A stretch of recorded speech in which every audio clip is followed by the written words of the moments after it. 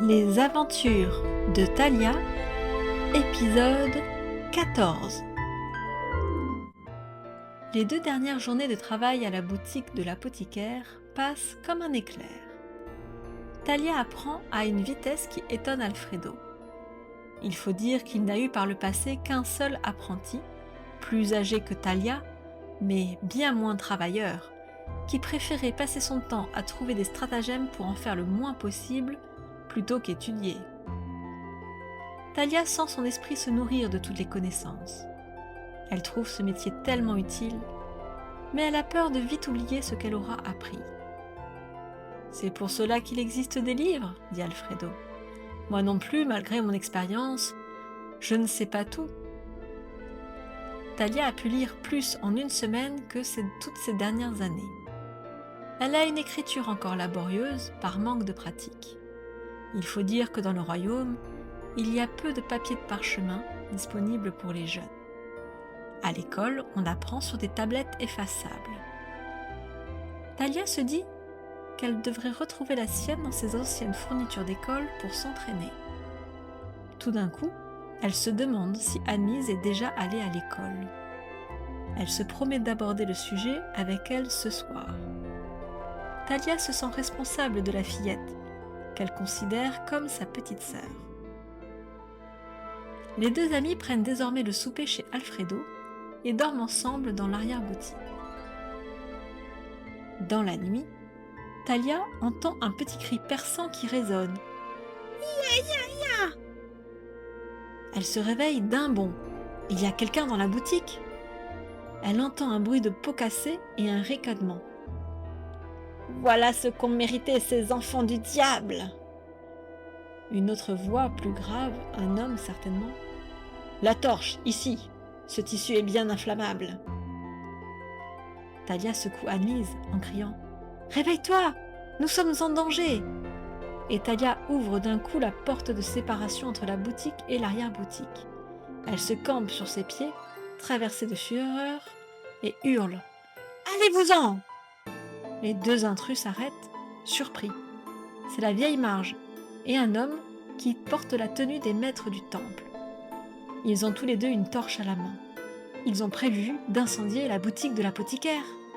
De rage, Thalia saisit ce qui lui tombe sous la main, le mortier et le bol pour concasser les graines, et s'avance d'un pas décidé vers eux.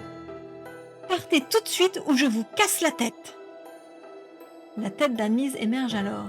Elle pousse un cri strident qui vrille les oreilles de Thalia juste à côté d'elle. « Au feu! À l'aide !»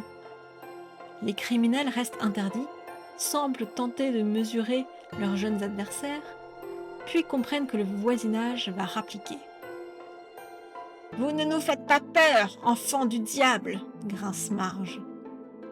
L'homme, sans un mot, jette la torche sur le tissu rouge qui habille le comptoir, attrape la vieille par le bras et il s'enfuit. Thalia a à peine le temps de souffler, soulagée que la confrontation n'ait pas eu lieu. Le comptoir est en feu.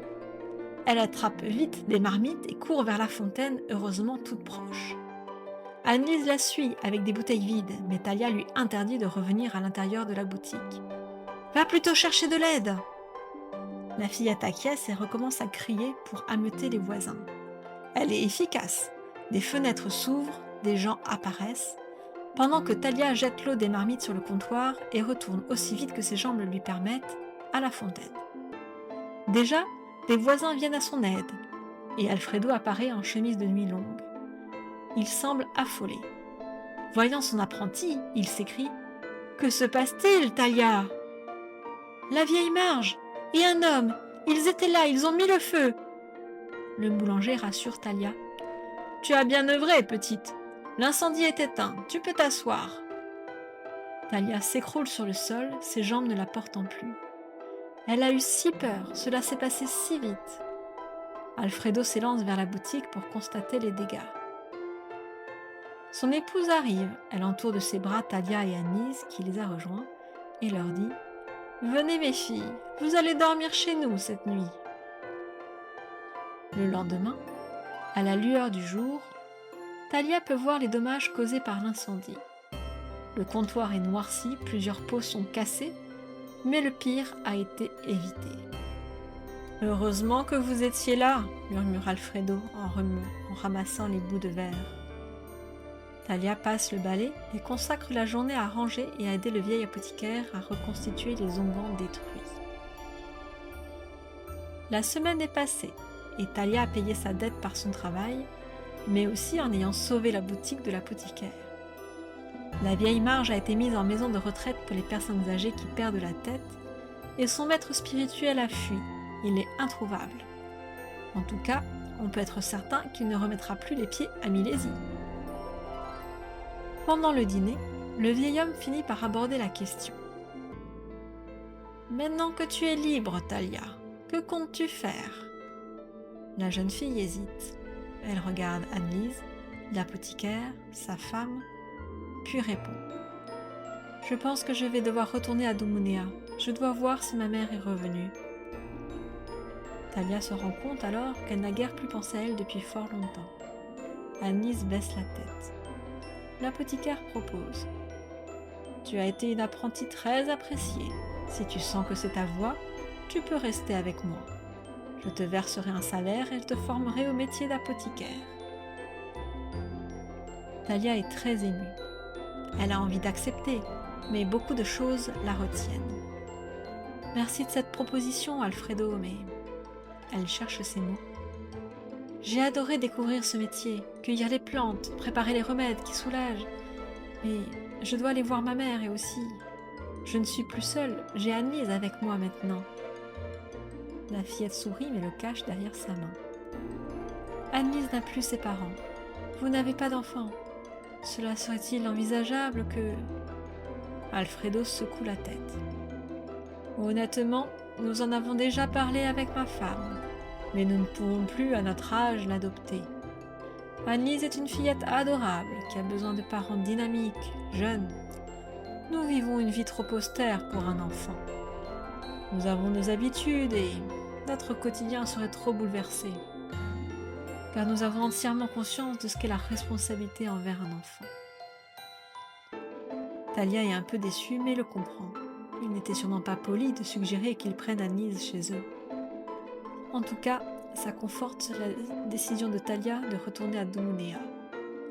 Peut-être que sa mère serait-elle dans d'autres dispositions. Leur maison est largement assez grande pour accueillir l'orpheline. « C'était beaucoup vous demander. Nous partirons ensemble. Enfin, si tu le veux bien, Anne-Lise. »« Là où tu iras, j'irai, » répond la fillette. Alfredo leur donne alors un traitement contre l'asthme, ainsi qu'une crème contre l'eczéma qu'il a remarqué dans le coude de Talia. Il leur confie également quelques pièces pour leur voyage. Les deux filles le remercient chaudement. Le lendemain, après un dernier au revoir au couple d'apothicaires, les deux sœurs de cœur se mettent en route pour Doumounea. La mère de Talia est-elle revenue? Acceptera-t-elle Anne-Lise? Que de questions! La suite au prochain épisode.